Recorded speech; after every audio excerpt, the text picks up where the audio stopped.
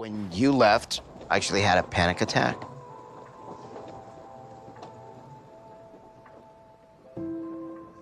Seeing Liz get emotional tonight and crying, I see that as a positive. What's good, YouTube? Welcome back to Grimm. The long-awaited return of Big Ed is here. So sorry for that short hiatus on the videos, but we are back in the full swing of things, and today, Ed is about to face possibly the biggest L of this relationship with Liz so far. If you've missed any episodes of this so far, make sure you check out the playlist I have linked below in the description so you're not confused. I don't really want to recap besides the last episode. He met with his daughter for the first time, showing off one of his girlfriends. Well, I guess he hasn't dated for the past 30 years, so this was his first opportunity to do that, but things did not go that well, and turns out Liz did not have the best reaction after that happened, so I don't want to spoil too much. Let's just get into the cringe and experience this together. I'm excited to see this train wreck unfold. I got back from Vegas a few days ago.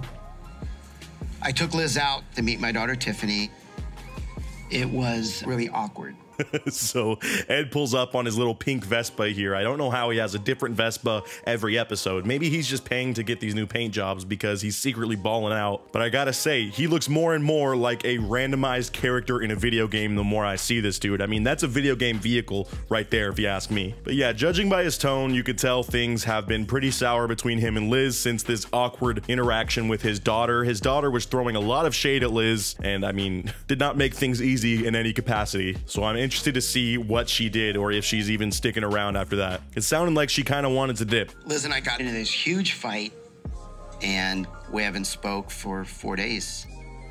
Oh, it's over, bro. It is over, Ed. Come on, bro. 4 days? 4 days of silence. You have not spoken to this woman. Obviously, she's very annoyed. This has been after a string of him messing up throughout their entire relationship. I think it's been a few months of them being together at this point in the filming. And Ed has not been on a streak of more than like 1 week of doing good. So I'm hoping this is the final straw for Liz, and I'm hoping there's some big explosive fight because Ed honestly has it coming at this point. So I reached out to my friend Lily for some sound advice, and she's always spot on. She's just a great friend. Hey, we've kind of come full circle here, reintroducing Lily, Ed's friend, who was giving him advice the first time he asked Liz out, which was, you know, the first day of Liz's new life where she has to fake being in love for a TV show in order to get some money. So yeah, safe to say Lily's been around since the beginning. She doesn't really BS Ed, which is good. He needs to not surround himself with yes men because I think he already does that a little bit and his ego's a little bit inflated, we all know. So for someone to be around him that's going to tell him to make good decisions and, you know, tell him right from wrong, we kind of need that, okay? So I'm hoping she gives him some good advice. Let's hear what she has to say. Yo, really quick, you guys, there's a large chunk of you that watch my videos that aren't subscribed, which is kind of whack if you ask me, but make sure if you're enjoying the videos, please scroll down and hit that subscribe button. It helps me out so much, as well as like the video so that more people can see it. But without further ado, we'll get back into the video. We end up at a club. Okay. Tiffany and her friends show up. It took them over half an hour to even say hello. So then we get up to leave the club, and I could tell Liz was upset. Just the image. I'm sorry, I have to laugh. The image of Ed just tearing it up at a club is one of the best images I've ever had in my head. That has got to be one of the most embarrassing things to ever be on the dance floor. You know, just getting down with Ed. Everyone's looking at that and knows what's going on in this situation. I'm glad that the cameras weren't there because that would have made it 10 times more worse, drawing even more attention to them. But as the story goes, as Ed explains it, which we all know this is going to be a little biased towards himself, as he clearly has never done anything wrong in his own eyes. But he says they went to the club. They had a bit of a fight because her and her friends were being really like reclusive. They weren't really talking to or including Ed and his daughter. I think his daughter was out at the club with them. Really, really, really weird situation, by the way. Like, don't do that. Especially when your girlfriend is younger than your daughter. That's just extra weird, Ed. But yeah, after that, I'm sure Ed was playing his classic role of being the overcompensating boyfriend, and he was probably just following her around like, what's wrong, babe? What's wrong? What's wrong? How can I help? What have I done? Like, just totally stressing her out like he always does. So after that and the bad interaction with the daughter, Liz just decided to up and split pretty much. Well, guess what she did? She booked her flight and left me the next morning, all by myself. I'm sorry. I gotta laugh. Oh my God, I feel so bad laughing. Like, this is like when someone's telling you a sad story and your one reaction is to just laugh to get out of it. But how bad is that? That's exactly what happened to Ed at the end of last season with Rose. She left him in the hotel room. Remember, he was packing his bags, like just crying, looking out into the distance. I really wish the camera crew was with them when this happened, because we needed a repeat of that scene. But it sounds like Liz did the same exact thing. She booked a flight that night, snuck out in the middle of the morning, and just basically said, peace out, Ed, I'm done with you. So big F in chat for Ed right now. That is, like I said in the intro, one of the biggest L's he's ever taken. And I don't know how he's gonna recover from this. I'm surprised there's not tears falling out of this guy's eyes right now. Talk about communication. Okay. How she communicates. She shuts down. That's terrible for communication. And like I said earlier, Lily coming in with the cold hard facts here. This is the friend that everyone needs in their life. She just tells it straight, and that is the biggest issue facing Liz and Ed, besides their giant age gap, is their communication. They're kind of polar opposites. Ed is overly attached boyfriend material pretty much, and he's just like latching on to every negative emotion that Liz feels and just harping on her like, how can I make it better? I'm sorry, what did I do? What's wrong? What's wrong? Like, just being super panicky. And when he does that, she does the opposite and just shuts down and doesn't want to communicate with the guy. And I mean, call me crazy, when you're having this much troubles this early into the relationship, it might just not be destined to be your soulmate or for this to work out at all. But you know, Ed's gonna keep on fighting through, and if he wants this to continue, they're gonna have to be able to talk normally. And I think it would help to have a conversation off the cameras for once. I'm sure that's a huge element in this that we're not really, you know, realizing. Having your relationship broadcasted on TV, especially when it's with a cringy character like Big Ed, that's just difficult to deal with for the average person. So I don't blame Liz for how she's reacted. You know you can walk away, right? I know I can walk away, but I don't want to walk away. I'm not good at relationships. That's why I haven't been in one, but... Are you kidding me, Ed? Let's be real. You're not wanting to walk away, bro. There is not a single bone in this guy's body that wants to walk away. And you know how I know? This is his first girlfriend besides Rose in the last 3 decades, and she is way out of his league. If anything, he's prying onto the possibility of this thing working out, and he's gonna ride it until it crashes and burns. He doesn't care, because this is the best thing to ever happen to Ed, in his eyes at least. So no matter what happens, he's just gonna continue to keep fighting against this relationship, even though it seems like it's just clearly not gonna work. You can love anybody. I have loved more than one person, but that doesn't mean that's your soulmate for the rest of your life. It doesn't. You mean she's temporary? She might be. That's like the worst thing Ed's ever been told.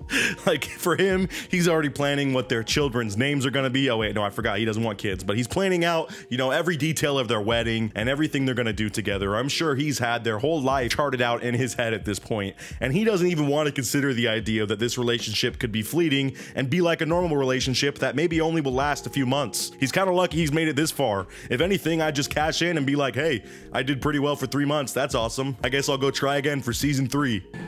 Tonight's kind of a make it or break it. I just want to know that Liz is willing to fight for us. So in the words of Ed, he just wants to know that Liz is ready to fight, because he's been fighting this entire time. She wants to throw in the towel like any, you know, level-headed adult would at this point, but he wants her to keep fighting, and that's what you need in a relationship, for it to just be a challenge the entire time. So he, you know, leaves on his Vespa and his little backpack that he carries Teddy around in. God, this guy's such a character. And he goes back to his house, because tonight there's going to be a final conversation, well, possibly final conversation with Liz. This might be it. Another fireside chat. We know that he loves his backyard. It's just such a great spot to have these awkward encounters with Liz. So let's fast forward to that and see how that all goes. I heard Tiffany and the comments the friend was saying, giggling, chatting, can't you just find someone your age? I was sitting right next to her. Bro, imagine taking a leap like Liz did here and flying out with your new boyfriend who's twice your age to go meet his daughter. And the entire trip, the daughter is literally sitting next to you talking trash the entire time. I have no doubt in my mind that Liz stuck it out as much as she possibly could. And at that point, she just decided she had to go home. I really don't blame her for this. And I don't know, I feel like I made that sentiment earlier, but I just had to get her back here. That is really messed up and very annoying. Ed's daughter needs to just shove it, bro. You like, let your dad live his life. Because you shut down, it made me feel like I thought you were mad at me, But I couldn't shut up. I couldn't let it go. Why does this just feel like deja vu of every single time they've had a disagreement and Liz has to distance herself? It's always because he is too pushy and just trying to get all up in her business. And it's like, he apologized for this 2 episodes ago. He apologized for it freaking 6 episodes ago. Like, bro, you have not learned up until this point. Why should she keep forgiving you, Ed? You're a walking L. When you left, I actually had a panic attack.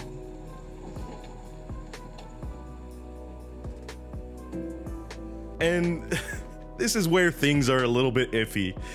All right, because this is a fine line I'm walking. I'm never going to invalidate someone saying they had a panic attack or, you know, had anxiety about something. But Ed in this situation is coming off as extremely manipulative. And I'm just going to say that because he has a track record of being manipulative. He tries to go out of his way to bring up the fact that he had a panic attack when she left because he knew it would make her feel bad. I don't necessarily think he wanted her to cry, but that's what happened. He set her off. And Ed, you did not have to bring that up right then and there just to guilt Liz. Yet another trick in his arsenal to making her, you know, just want to come crawling back to him. I want to be left alone. I would hope that he would understand that, but he's not really listening to how I feel. Then run, Liz. You just said to yourself you had this traumatic fight with him and you had to leave early from this vacation to meet his daughter, and he is still not listening to your side of the story. Freaking run, dude. There is nothing in this for you at this point besides all the internet memes. That's the only legacy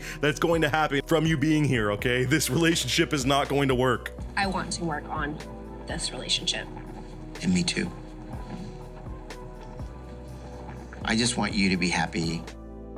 And Ed says, I want you to be happy. You know, that's just why I make you unhappy literally every time we ever hang out on this show. I'm basically the source of all your unhappiness, but despite all that, I just want you to be happy, babe. Come on. We're just stuck in this cycle of Ed messing up, Liz freaking out. They go over to apologize. It looks like Liz is just, you know, had enough of it. And then there's this radical 180 where she's all of a sudden like, I really want this relationship to work out and we need to fight for each other. Like, I'm gonna have a freaking aneurysm here, bro. Am I who you want to be with? And I mean, like, not today, not next week.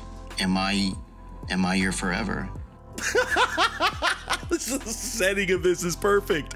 Imagine sitting here in Liz's POV. You're just sitting across this artificial fire with him wearing his giant Snuggie.